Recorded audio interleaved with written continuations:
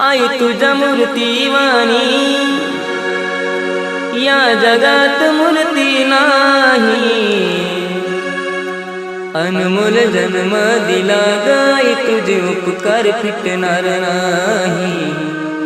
अनमोल जन्म दिला गाई तुझे उपकार फिटणार नाही।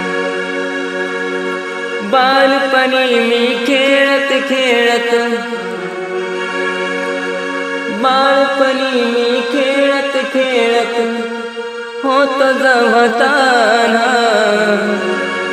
अमृताहुनी गोड पाजलास पान। अमृताहुनी गोड पाजलास पान।